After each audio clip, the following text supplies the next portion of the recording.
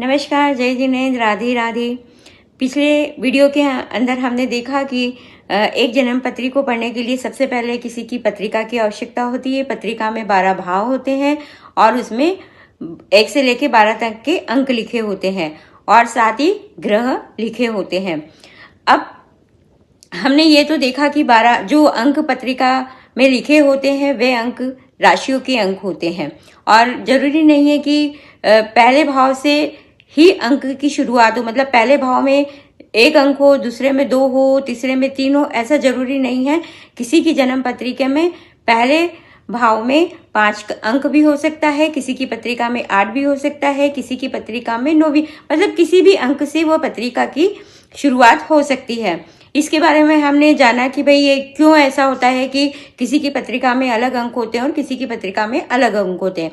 इसके बाद फिर हमने 12 राशियों के नाम को जाना कि पहली राशि मेष, दूसरी वृषभ, तीसरी मिथुन, चौथी कर्क, 5वीं सिंह, छठी कन्या, 7वीं तुला, 8वीं वृश्चिक, 9वीं धनु, 10वीं मकर, 11वीं कुंभ और 12वीं मीन राशि। ये हमने जाना। 12 भाव के बारे में हमने जाना कि भाई जो 12 भाव से हम क्या देखते हैं, इसमें 1 से लेकर 12 भाव तक जो होता है वह किसी भी व्यक्ति की जिसकी भी जन्म पत्री है उसका जन्म से लेकर उसकी मृत्यु तक की जो स्क्रिप्ट ईश्वर ने लिख के भेजी है उस स्क्रिप्ट को हम पढ़ सकते हैं।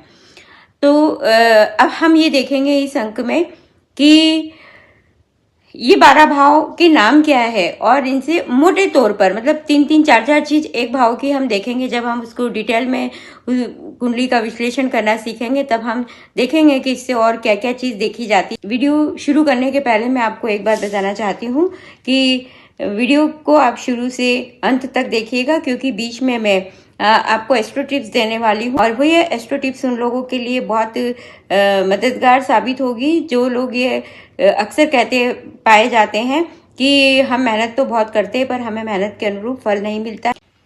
अब हम आज के वीडियो की शुरुआत करते हैं और इससे हम सबसे पहले देखेंगे कि लग्न यानी कि प्रथम भाव से हम क्या देखते हैं। प्रथम भाव को लग्न कहते हैं और इससे हम किसी भी व्यक्ति के चरित्र को, व्यक्तित्व को, उसके रूप रंग के बारे में जान सकते हैं और साथ ही उसके स्वभाव के बारे में जान सकते हैं।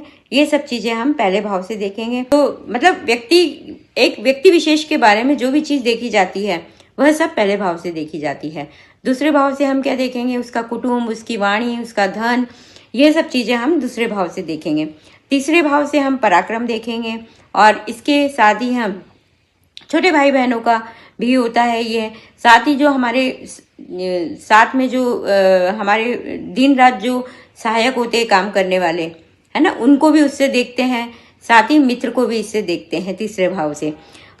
चौथा भाव होता है उसको हम सुख का भाव कहते हैं, माता का भाव भी होता है और साथ ही भूमि, भवन और वाहन, इन सब चीजों का मतलब कि हमें कितना कंफर्ट लाइफ में मिलेगा, ये सब चीजें हम चौथे भाव से देखते हैं। 5वें भाव से हम देखेंगे संतति को देखेंगे, प्रेम, शिक्षा, जो हमारी प्रारंभिक शिक्षा होती है वह सब हाई सेकेंडरी तक की मतलब 10th तक की जो शिक्षा हमारी होती है वह सब हम इससे 5वें भाव से देखेंगे। छठा भाव होता है शत्रु का होगा, रोग का होगा और हम रिश्तों में यदि देखें तो इससे हम मामा को देखते हैं।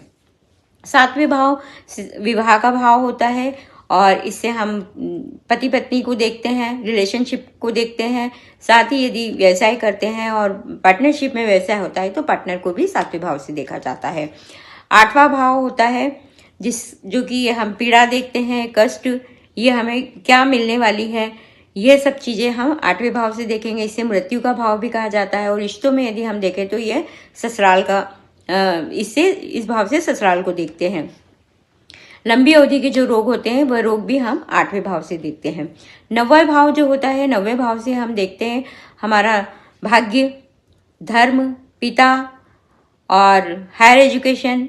10वें भाव से हम देखते हैं हमारी स्थिति, मतलब हमारा कार्य, कर्म देखते हैं हम कि प्रोफेशन हमारा क्या होगा, व्यवसाय होगा, हम जॉब करेंगे और ओवरऑल जो हमारे कर्म होते हैं वो कर्म कैसे होंगे, हमारा स्टेटस क्या होगा। तो ये सब चीजें जो है हम 10वें भाव से देखते हैं। 11वां भाव होता है वो आय का भाव होता है, उससे हम देखेंगे कि व्यक्ति की इनकम कितनी होती है, उसको लाभ होता है, कितना लाभ होता है, यदि वो कोई व्यापार करता है तो उसकी लाभ की स्थिति क्या है। यही भाव मित्र का भाव भी होता है। रिश्तों में यदि हम बात करें तो ये भाव बड़े भाई का होता है, चाचा का होता है। तो 12वां भाव होता है व्यय का भाव होता है।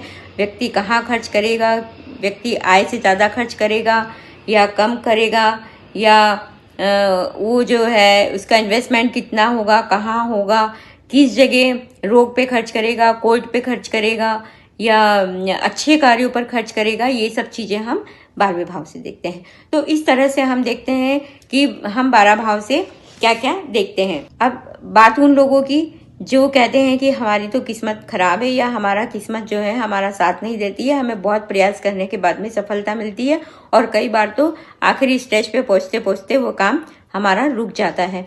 तो ऐसे लोगों के लिए मैं कहूँगी कि एक बहुत ही उपाय, सरल सा उपाय है और इसके लिए आपको कहीं जाना नहीं पड़ेगा। और ये उपाय आपको करना है कि आपको साबूदाने जो होते हैं ना, वो साबूदाने के 12 दाने लेने हैं और उन 12 दानों को जो है एक दिए में रखकर उसके ऊपर कपूर की टिकिया रख के उसे जलाना है। तो जब भी आप कोई नए कार्य की शुरुआत करें, यदि आपके साथ ऐसा होता है कि आपके काम बनते बनते रुक जाते हैं या बहुत मेहनत करने के बाद आपको सफलता मिलती है, तो ये काम शुरू करने के पहले ज़रूर से ये उपाय करिएगा, आपको इससे ज़रूर से फ़ायदा होगा। और हमारे जैन भाई बहनों के लिए मैं बताऊंगी कि वे अपने 22वें तीर्थंकर नेमिनाथ जी की पूजा अर्चना करें और उनके बीज मंत्र का जाप करें। तो निश्चित रूप से वे जब कोई कार्य की शुरुआत करेंगे तो उन्हें किसी प्रकार का बाधा उनके कार्य के बीच में नहीं आएगी।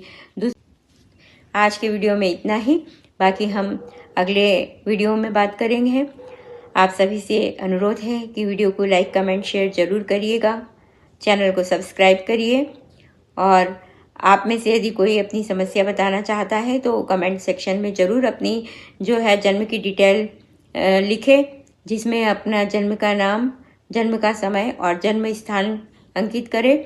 तो और अपनी समस्या लिखें, ज़रूर से आपकी समस्या का समाधान होगा या आप जो भी प्रश्न जानना चाहते हो उसका जवाब आपको मिलेगा। धन्यवाद।